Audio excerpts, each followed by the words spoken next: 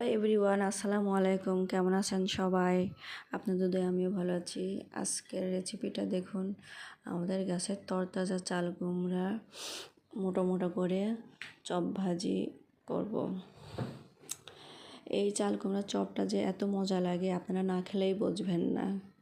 আমার কাছে তো অনেক ভালো লাগে। আপনাদের কাছে কেমন লাগে সেটা কমেন্টে জানাবেন।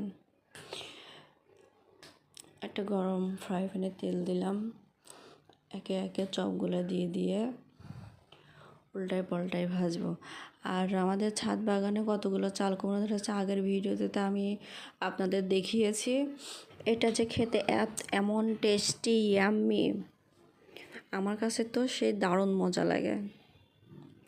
গরম ভাতের সঙ্গে যদি হয়ে যায় চপ, এর সাথে ছোট ছোট করে যদি পেঁয়াজ বেরেস্তা দিয়ে যদি ভাজি করা যায়, সে স্বাদের পরিমাণটা আরও দ্বিগুণ বাড়িয়ে দেয়। আমার এগুলো ভাজা হয়ে গেছে, এগুলো উঠাই। অনেকটাই ভাজি করা হয়েছে এগুলো ভেজে। এটা হচ্ছে আমাদের রাতের খাবার।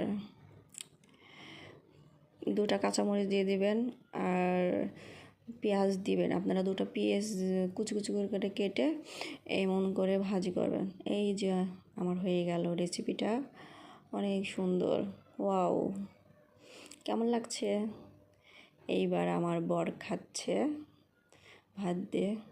খেয়ে তো আপনাদের ভাইয়া বলতেছে সেই টেস্টি হয়েছে। আমাকে বলতেছে প্রত্যেক দিন খাবারের সঙ্গে 2টো করে দিতে। আর সাথে ছিল মুরগির মাংস দিয়ে গাছের টাটকা সবজির চপ। দেখুন ভাত খাচ্ছে তাও ফোন কান থেকে নামবে না। এ কী যে প্যারায় আছি বলেন গাইস, আপনারা কি